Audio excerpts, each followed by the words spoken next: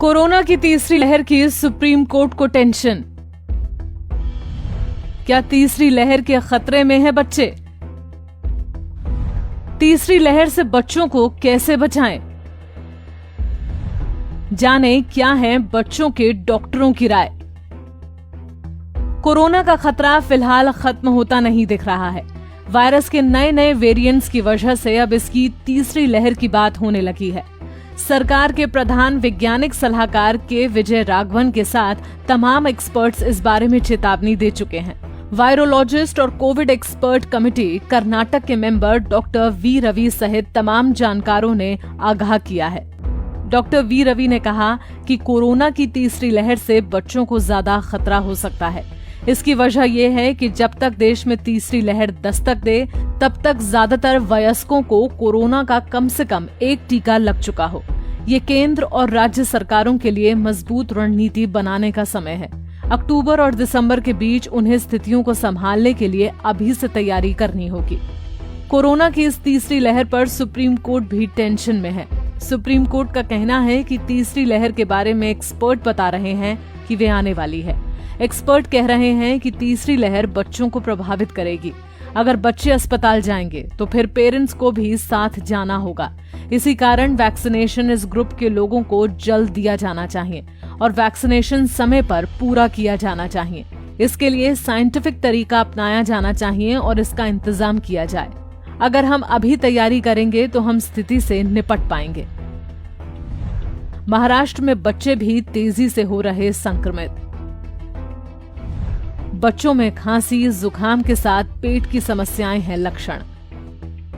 महाराष्ट्र में corona virus से संक्रमित होने वाले बच्चों की संख्या में तेजी से इजाफा हो रहा है।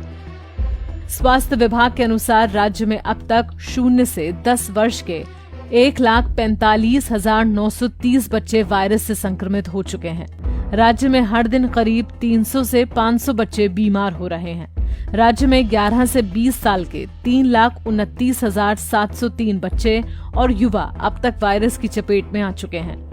कोरोना की मौजूदा लहर में 12 साल से कम उम्र के बच्चों के साथ नवजात शिशुओं में भी संक्रमण मिला है। गुरुग्राम स्थित फोर्टिस मेमोरियल रिसर्च इंस्टीट्यूट में पीडियाट्रिक विभाग के प्रमुख और निदेशक डॉक्टर कृष्ण चुक के अनुसार ज्यादातर बच्चे जो कोविड-19 से प्रभावित हैं उनमें मौजूद लक्षण हल्का बुखार, खांसी, जुकाम और पेट से संबंधित समस्याएं हैं। कुछ को शरीर में दर्द, सिर दर्द, दस्त और उल्टी की भी शिकायत है। गंगाराम अस्पताल के वरिष्ठ सलाहकार बाल रोग विशेषज्ञ डॉक्टर धीरेन गुप्ता का कहना है कि ऐसे भी कुछ मामले हैं जिसमें निमोनिया भी देखा गया है। कुछ बच्चों में मल्टी सिस्टम इन्फ्लेमेटरी सिंड्रोम जैसी अधिक गंभीर जटिलताएं भी देखने को मिल रही हैं। तो अगर आपको भी बच्चों में ऐसे लक्षण नजर आएं तो उन्हें नजरअंदाज बिल्कुल न करें। एक्सपर्ट्स का कहना है कि पेरेंट्स बच्चों में हल्के लक्षणों को नजरअंदाज ना करें।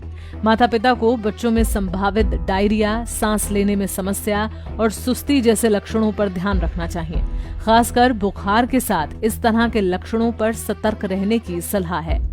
बच्चों के संक्रमित होने पर बाल रोग विशेषज्ञ डॉक्टर रमेश अय्यर का कहना है कि टाइम पर टेस्ट नहीं होने से बच्चे बीमार हो रहे हैं।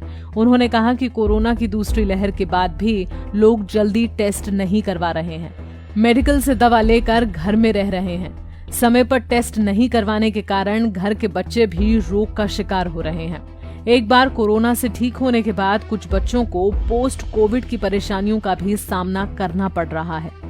बच्चों में ऐसी समस्याओं को पहचानने में माता पिता को सावधानी बरतनी चाहिए और बिना डॉक्टर के सलाह कोई दवा जैसे एंटीवायरल ड्रग्स, स्टेरॉइड्स, एंटीबायोटिक्स आदि बिल्कुल ना लें। आपको बताते हैं कि कैसे बच्चों को कोरोना की तीसरी लहर से बचाएं। संक्रमण के दौरान बच्चों को रखें दूर। बच्चों को मास्क जरूर पहनाएं।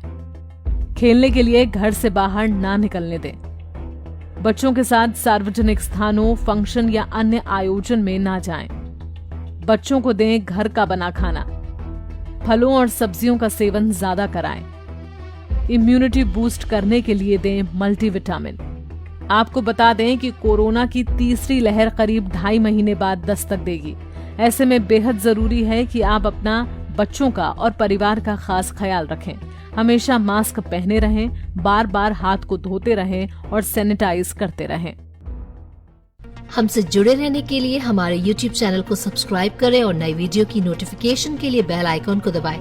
अगर आप ये वीडियो Facebook पर देख रहे हैं तो लाइक जरूर करें और ज्यादा से ज्यादा शेयर करें। धन्यवाद।